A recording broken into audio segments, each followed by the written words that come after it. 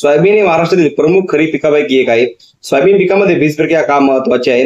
बीज प्रक्रिया केल्यामुळे सोयाबीन पिकामध्ये काय फायदे होतात, तसेच बीज प्रक्रिया कशा प्रकारे केली पाहिजे व बीज प्रक्रियेसाठी आपण कुठल्या प्रकारचे कीटकनाशक व बुरशीनाशक वापरले पाहिजे याविषयी सविस्तर माहिती आज आपण या व्हिडिओच्या माध्यमातून जाणून घेणार आहोत।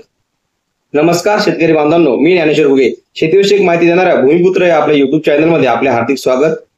सर्वप्रथम आपण जाणून घेऊ बीज प्रक्रिया म्हणजे काय। बीज प्रक्रिया म्हणजे बियाण्यावर तसेच जमिनीत असलेल्या बुरशीपासून तसेच जमिनीत असलेल्या उपद्रव किडीपासून बियाण्याचे संरक्षण व्हावे यासाठी बियाण्याला केलेले लसीकरण म्हणजेच बीज प्रक्रिया होय। सोयाबीन पेरणीसाठी आपण मागील हंगामात साठवलेले बियाणे वापरतो किंवा विकतच्या बागा घेतो, पण या बियाण्याला बीज प्रक्रिया केलेली नसते। अशा बियाण्यावरील बुरशी तसेच जमिनीत असलेल्या बुरशी व जमिनीतील किडीमुळे बियाण्याची उगम क्षमता कमी होऊ शकते। तसेच बियाणे उगवून आल्यानंतर त्याला हुमणी, अळी तसेच बुरशी इत्यादी कारणामुळे आपल्या रोपाची संख्या कमी होऊ शकते, परिणामी आपल्या उत्पादनात घट येऊ शकते। यासाठी बीज प्रक्रिया ही खूप महत्वाची आहे। तसेच बीज प्रक्रिया केल्यामुळे सोयाबीन पिकाच्या सुरुवातीच्या अवस्थेत येणाऱ्या रसजोग किडी तसेच चक्री मुंगा, खोडमाशी यापासूनही संरक्षण मिळते। सोयाबीन पिकात येणाऱ्या मुळकूज, मुळचड यासारख्या रोगापासूनही आपल्याला संरक्षण मिळते। मागील वर्षी वर्धा, नागपूर, चंद्रपूर या भागात चारकोल रॉट या बुरशीजन्य रोगामुळे मोठ्या प्रमाणात शेतकऱ्याच्या सोयाबीन पिकाचे नुकसान झाले होते। इत्यादी सर्व कारणांमुळे आपल्याला बीज प्रक्रिया करणे खूप आवश्यक आहे।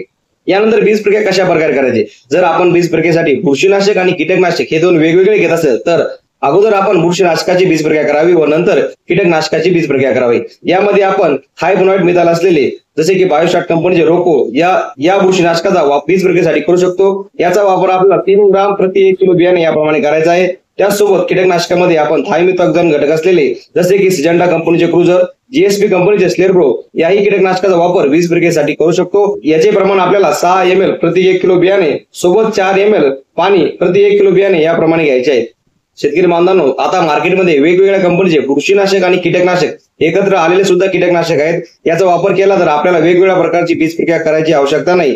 जर आपण कीटकनाशक आणि बुरशीनाशक एकत्र असलेल्या औषधाचा वापर करत असेल तर यामध्ये आपण जीएसपी कंपनीचे PCT 410, त्यानंतर सुदर्शन कंपनीचे सिट्रम, मॅनकाइंड कंपनीचे TCP या औषधाचा वापर आपण बीज प्रक्रियेसाठी करू शकतो। त्याचबरोबर UPL कंपनीचे इलेक्ट्रॉन तसेच बेस्ट अग्रोलाइफ कंपनीचे वार्डन याचा आपण वापर करू शकतो। या सर्व औषधाचा वापर आपल्याला 2.5 ते 3 ml औषध प्रति 1 किलो बियाणे सोबत 2.5 ते 3 ml पाणी प्रति 1 किलो बियाणे याप्रमाणे आपल्याला घ्यायचं आहे।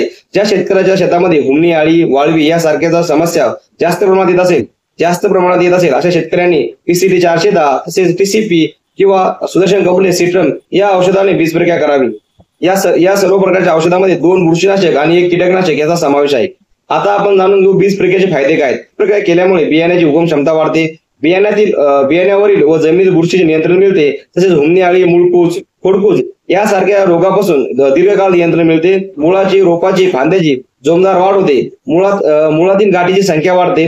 मुळाची संख्या वाढल्यामुळे झाडाची अजैविक ताण सहन करण्याची क्षमता वाढते। निरोगी झाडाची संख्या जास्त म्हणजेच फुले, शेंगा जास्त, परिणामी आपल्या उत्पादनात वाढ होते। तर शेतकरी बांधवांनो, अशा प्रकारे आपल्याला सोयाबीन पेरताना बीज प्रक्रिया करूनच पेरणी करायची आहे, जेणेकरून आपलं बियाणं पेरल्यावर किंवा उगवून आल्यावर त्याला येणाऱ्या किडीपासून व रोगापासून संरक्षण व्हावे। यासाठी शेतकरी बांधवांनो, आपला व्हिडिओ आवडला जास्तीत जास्त शेतकऱ्यांना शेअर करा। पुन्हा भेटू अशाच एका नवीन व्हिडिओ सोबत।